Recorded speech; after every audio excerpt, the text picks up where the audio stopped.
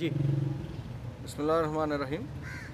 इन दिनों मीडिया पे ताना रवात की रहने वाली इकरा बच्ची जो 14 साल की है उसके हवाले से बहुत पजीराई मिल रही है। इस केस को मीडिया अपने तौर पे इस केस को उठा रहा है इंसानी हमदर्दी के तहत, और जो बतौर जर्नलिस्ट उन लोगों की ज़िम्मेदारी है वो अपनी ज़िम्मेदारी निभा रहे हैं। लेकिन दूसरी तरफ शिकायत ये है कि कई दिनों से गिरफ़्तारी के बावजूद अभी तक जो मुल्ज़मान हैं, दोनों मुल्ज़मान जिनका मीडिया में नाम भी आ चुके हैं, वो गिरफ़्तार होने के बावजूद अभी तक उसमें डीएनए का प्रोसेस जो है वो अभी तक कंप्लीट नहीं हुआ है। मैं ये समझता हूँ बहैसियत वकील, हम चूँकि रोज़ाना इन मामलात में अदालतों में पेश होते हैं और मामलात देखते हैं कि मेडिकल की ताख़ीर या डीएनए की ताख़ीर जो है बिल आखिर मुल्ज़म को फ़ायदा देती है।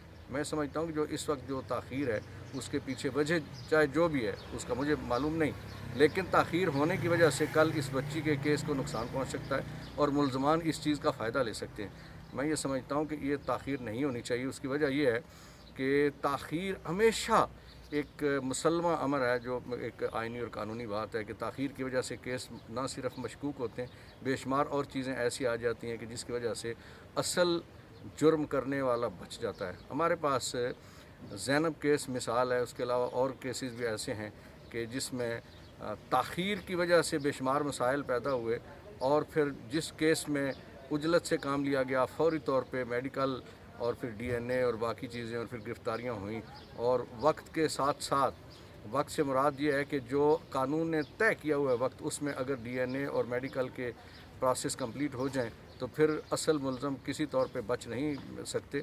ये बच्चियाँ, ये छोटे बच्चे, ये हमारा मुस्तकबिल हैं। ये ऐसे केसेस जो हैं इस पे गवर्नमेंट ऑफ पाकिस्तान, वज़ीर-ए-आज़म पाकिस्तान के भी ख़ास तौर पे हदायत हैं और ख़ास तौर पे इंतज़ामिया के बाला अफसरान भी इस पर काफ़ी पेशरफ्त रखते हैं, करते हैं, नज़र भी रखते हैं। लेकिन जो हमारा इन्वेस्टिगेशन से रिलेटेड हमारी जो हैं लोग हैं, मुतलकिन हैं, वो थोड़ी सी सुस्ती करते हैं और उस सुस्ती की वजह से जो मज़लूम है उसके साथ ज़्यादती हो जाती है और जो ज़ालिम है वो फ़ायदा ले जाता है। मैं ये समझता हूँ ये इसकी इजाज़त कतन ना आइन देता है, ना कानून देता है, ना ज़ाब्ता देता है। इस केस में, इकरा के केस में, फौरी तौर पे जो गिरफ़्तार मुल्ज़मान हैं उनका डीएनए होना चाहिए और डीएनए की रिपोर्ट फौरी तौर पे चालान का हिस्सा बना के मुल्ज़मान को करार वाक़ई सज़ा के लिए अपने अंजाम तक पहुंचाना चाहिए। उसकी वजह यह है कि जब ये ख़बरें चलती हैं तो घरों में बैठी हुई माएँ, घरों में बैठी हुई बच्चियाँ, घरों में बैठे हुए बच्चे खौफज़दा होते हैं, स्कूल कॉलेज जाने वाले बच्चे खौफज़दा होते हैं और माशरे में एक अजीब तरह की अबतरी फैलती है जो किसी तौर पे भी अच्छे माशरे की अलामत नहीं है। मैं समझता हूँ कि इसमें जो इस इकरा वाले केस में जो ताख़ीर है ये अननेसेसरी ताख़ीर है, जिसकी वजह से मुल्ज़मों को फ़ायदा होने का चांस है और मज़लूम तबके को नुकसान होने का अंदेशा है। बहुत शुक्रिया सर। इसमें एक सवाल आपसे ये कि जो पुलिस ने 14 साल की बच्ची को, इकरा को, खातून बना के मीडिया के आगे खबर भेजी है, आप समझते हैं कि जिन पुलिस वालों ने ये गफलत की है, 14 साल बच्ची को खातून बना दिया?